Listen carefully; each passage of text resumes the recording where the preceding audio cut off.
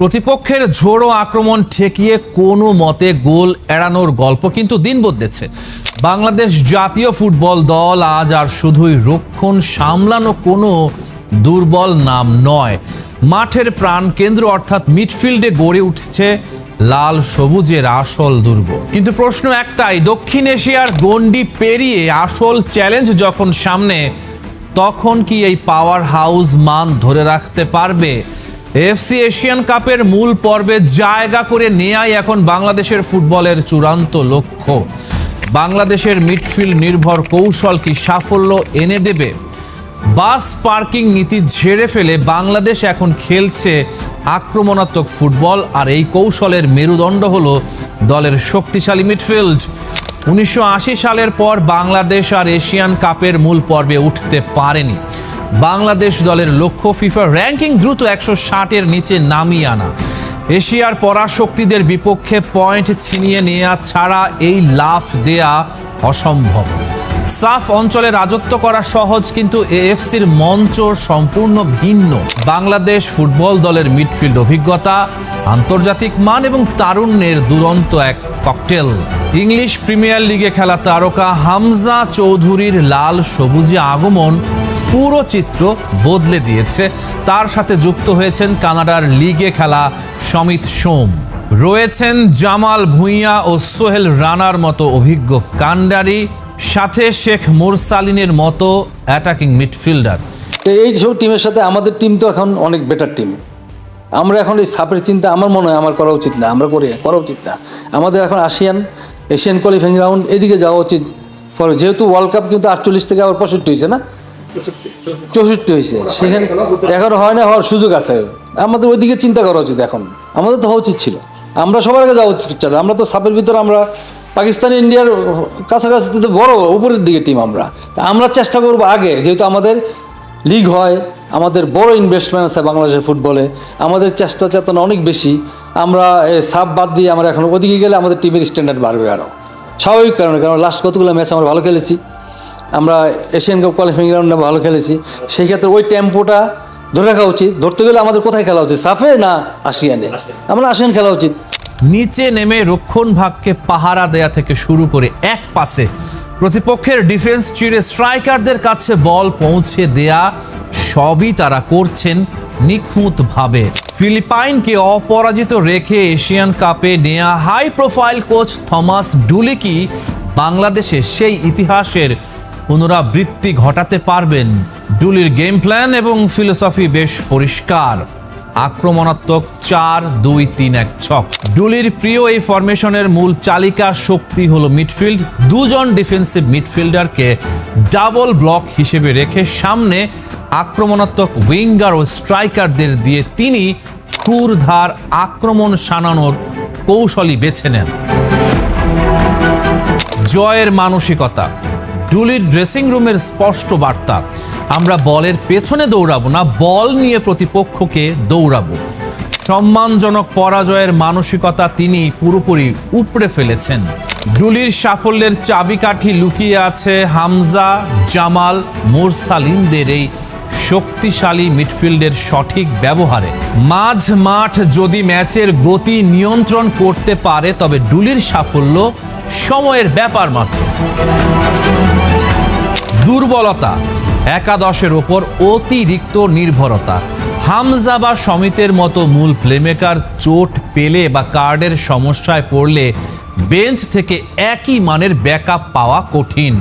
শেষ সময়ের মনোযোগ ভঙ্গ, ম্যাচের শেষ 15 মিনিট খেয়েই হারিয়ে গোল হজম করার পুরনো রোগ এখনো পুরোপুরি সারেনি।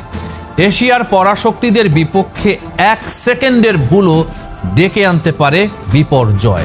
সাফের তুলনায় এশিয়ান কাপের যোগ্যতা পর্ব এক সম্পূর্ণ ভিন্ন মাত্রার যুদ্ধক্ষেত্র। এখানে প্রতিপক্ষের শারীরিক ও মানসিক তীব্রতা অনেক বেশি। সিঙ্গাপুর, হংকংয়ের মতো দলগুলোর বিপক্ষে খেলতে গিয়ে বাংলাদেশ দেখেছে শেষ মুহূর্তে গোল হজম করে ম্যাচ হারানোর পুরনো অভ্যাস কতটা ভয়ঙ্কর। হংকংয়ের কাছে ঘরের মাঠে 4-3 গোলে হার, সিঙ্গাপুরের কাছে হার, মানসিকভাবে ভেঙে পড়ার ইতিহাস। শেষ 10 মিনিটে দল যেভাবে গুড়িয়ে যায় তা নিয়ে প্রশ্ন তোলে বর্তমান স্কোয়াডের ফিটনেস ও মানসিক শক্তি নিয়েও। মাঝ মাঠে হামজা চৌধুরী আর সমিত সোমের জুটি, তাদের সঙ্গী জামাল ভুঁইয়া। ডান প্রান্তে অপেক্ষায় রাকিব হোসেন, বাঁ দিক ধরে ডি বক্সে ঢুকতে প্রস্তুত ফারহান আলী ওয়াহিদ। এই একাদশটা কল্পনায় সাজিয়েছেন হাজারো বাংলাদেশি ফুটবল প্রেমী। গত কয়েক বছর ধরে সোশ্যাল মিডিয়ার আলোচনায়, চায়ের আড্ডায়, ফেসবুক পোস্টের কমেন্ট বক্সে এই স্বপ্নের একাদশ কি সত্যি মাঠে নামবে? আগামী 4 থেকে 17 নভেম্বর 8 বছর পর আবারও ঘরের মাঠে বসছে সাফ চ্যাম্পিয়নশিপ। 2018 সালের পর প্রথমবার আয়োজক বাংলাদেশ, আর ঠিক এই মুহূর্তেই বাফুফে জোরে সোরে নেমে পড়েছে দল গোছানোর কাজে। আরও 5 জন প্রবাসী ফুটবলার নামছেন লাল সবুজ জার্সিতে। 3 জনের নাম আগে থেকেই জানা, ফারহান আলী ওয়াহিদ, জায়ান হাকিম এবং ইউসুফ আহমেদ।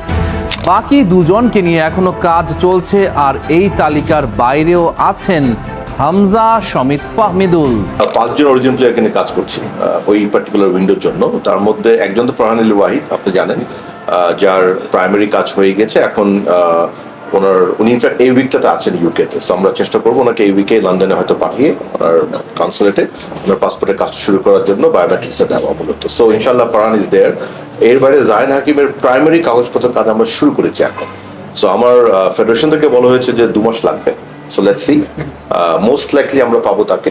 কোনো কারণে মিস হলেও সাফে ডেফিনেটলি তাকে পাবো, বাট আমরা চেষ্টা করবো সেপ্টেম্বর উইন্ডোতে তাকে রাখার জন্য ইনশাল্লাহ। এর বাইরে আরো 3 জন প্লেয়ারের পুরো ডিটেলস, ভিডিও এন্ড এভরিথিং ধনী সাহেবের কাছে আছে। আই বিলিভ উনি 3 জনকেই ডাকবেন। তার মধ্যে আসলে কয়জন কোয়ালিফাই করবেন that is not on me, but I believe যে 3 জনের মধ্যে আমার বিশ্বাস 3 জনকে আমরা সাফের আগে পাবো। বাট আমি খুব চাচ্ছি মোস্ট লাইকলি একজনকে হয়তো আর এডিশনাল একজনকে সেপ্টেম্বর উইন্ডোতে আমরা পেতে পারি।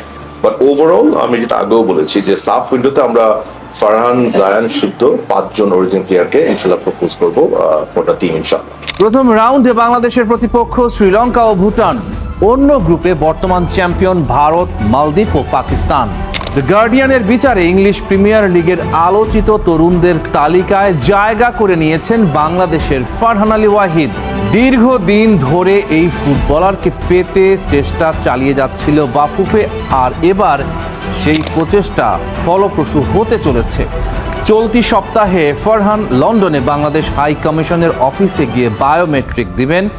সব ঠিকঠাক থাকলে 2-3 সপ্তাহের মধ্যেই প্রক্রিয়া শেষ হবে, আর সেপ্টেম্বর উইন্ডোতেই তাকে জাতীয় দলে পাওয়ার আশা করছে বাফুফে।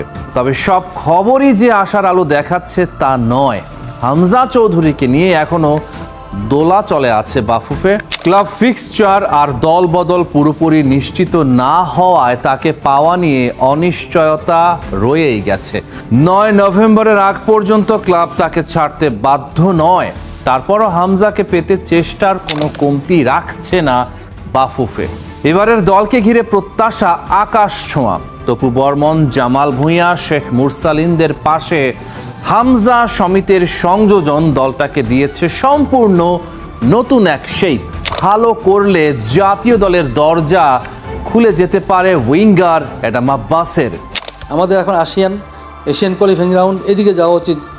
যেহেতু ওয়ার্ল্ড কাপ কিন্তু 48 থেকে আবার 65 হয়েছে না, 64 হয়েছে, সেখানে এখনো হয় না, হওয়ার সুযোগ আছে। আমাদের ওইদিকে চিন্তা করা উচিত, এখন লং টার্ম বড় চিন্তা করা উচিত। আমি এক্স প্লেয়ার হিসেবে বলি এটা। তারপরও সাপ নিয়ে যেহেতু আমাদের দেশে খেলা, এটা আমাদের প্রেস্টিজিয়াস ম্যাচ, হোম অ্যাডভান্টেজ আছে আমাদের, আমরা অবশ্যই চ্যাম্পিয়ন হওয়ার জন্য খেলি। জাতীয় দলের ড্রেসিং রুমের হাওয়া বদলাতে হেড কোচ থমাস ডুলির পাশে দাঁড়াচ্ছেন বিশ্বমানের 3 টেকনিক্যাল মুখ। গোলবারের পাহারাদারদের বিশ্বমানের করার দায়িত্ব নিচ্ছেন জার্মানির অভিজ্ঞ গোলকিপিং কোচ ক্রিস্টিয়ান বারবুচাক। সহকারী কোচের ব্যাটন থাকছে ভিয়েতনামের এনগুয়েন হোং ল্যান এবং জার্মানির রেনার্ড স্টাম্ফের হাতে। যশোরের শামসুল হুদা একাডেমির সবুজ ঘাস, রোদের তীব্রতা ভেদ করে এক তরুণ ফুটবলার ড্রেসিং রুম থেকে মাঠে নেমে এলেন। পরনে বাংলাদেশ অনূর্ধ্ব 20 দলের অনুশীলন কিট, যার ঠিকানা এক সময় ছিল ম্যানচেস্টার ইউনাইটেডের একাডেমি মাঠ। সেই তরুণ আজ দাঁড়িয়ে বাংলাদেশের ফুটবলের ভবিষ্যৎ গড়ার আঙিনায়। অ্যাডাম আব্বাস। শনিবার সকালে ঢাকার শাহজালাল আন্তর্জাতিক বিমানবন্দরে পা রাখার কয়েক ঘন্টার মধ্যেই তিনি ছুটে গেছেন যশোরের ক্যাম্পে। কোনো বিশ্রাম নেই মানিয়ে নেয়ার বাড়তি সময়, কারণ সামনে কঠিন মিশন এএফসি অনূর্ধ্ব 20 এশিয়ান কাপের বাছাই পর্ব। জাতীয় দলের সিঁড়ি বেয়ে এবার বাংলাদেশের বয়স ভিত্তিক ফুটবলেও শুরু হয়েছে এক অভূতপূর্ব নীরব বিপ্লব। ইউরোপ আর আমেরিকার একাডেমিতে বেড়ে ওঠা প্রবাসী ও বাংলাদেশি বংশোদ্ভূত উদীয়মান তারকারা এখন লাল সবুজের জার্সি গায়ে চাপাতে ব্যাকুল। দেশের ফুটবলের গতিপথ চিরতরে বদলে দেয়ার এক মাস্টার প্ল্যান। ক্যাম্পে যোগ দেয়া নতুন মুখ অ্যাডাম আব্বাসকে ঘিরে এখন বাংলাদেশের ফুটবলে দারুণ কৌতূহল। আব্বাসের ধমনীতে বইছে মিশ্র রক্ত, মা বাংলাদেশি বংশোদ্ভূত ব্রিটিশ, বাবা জ্যামাইকান আর নানা নানি খাঁটি বাংলাদেশি। ফুটবলের পাঠ শুরু হয়েছিল খোদ বিখ্যাত ম্যানচেস্টার ইউনাইটেডের একাডেমিতে। সেখানে টানা 4 বছর ফুটবলের কৌশল রপ্ত করার পর তিনি যোগ দেন ইংলিশ ক্লাব বার্নলির অনূর্ধ্ব 18 দলে। সবকিছু ঠিকঠাকই চলছিল, কিন্তু বাঁধ সাধল ইনজুরি। চোটের কারণে বার্নলির সাথে চুক্তিটা রূপ নেয়নি। তবে যার পায়ে রয়েছে ইংলিশ ফুটবলের টেকনিক আর গতি, সেই ফরওয়ার্ড বাংলাদেশের জন্য স্পেশাল। সেই অ্যাডাম আব্বাসই এখন বাংলাদেশ অনূর্ধ্ব 20 দলের আক্রমণ ভাগের ট্রাম্প কার্ড। বাংলাদেশের বয়স ভিত্তিক দলের দরজা এখন বিশ্ব মঞ্চে উন্মুক্ত, তবে পথটা মোটেই মসৃণ ছিল না। প্রাথমিক ডাক পাওয়া প্রবাসী ফুটবলারদের সবাইকে শেষ পর্যন্ত ধরে রাখা সম্ভব হয়নি। ইতালি প্রবাসী উইঙ্গার তানজিল এবং সুইজারল্যান্ড প্রবাসী উইঙ্গার সাফওয়ান বড় স্বপ্ন নিয়েই ক্যাম্পে এসেছিলেন, কিন্তু ভাগ্যের নির্মম পরিহাস। চোটের কারণে ক্যাম্প ছাড়তে হয় তাদের। অন্যদিকে আইনি কাগজপত্র গোছাতে দীর্ঘ সময় লাগবে বলে ইংল্যান্ড প্রবাসী কালিম ইসলামকেও ফিরে যেতে হয়েছে। শুধু তাই নয়, সাফে বাংলাদেশ দলকে শিরোপা জেতানো যুক্তরাষ্ট্র প্রবাসী 2 ভাই রোনান ও ডেকলান সুলিভানকেও এবার পাওয়া যায়নি। আমেরিকান বিশ্ববিদ্যালয় ছাড়পত্র না দেয়ায় এবারের মিশনে আসা হয়নি তাদের। ইংল্যান্ড থেকে আরও এক ফুটবলার আসার কথা থাকলেও শেষ মুহূর্তে তা বাতিল হয়। 5 জন যোদ্ধা এখন যশোরের ক্যাম্পে মাথার ঘাম পায়ে ফেলছেন। তারাও কম দুর্ধর্ষ নন। এই 5 অরিজিন ফুটবলারের 3 জনই এসেছেন ইংল্যান্ড থেকে।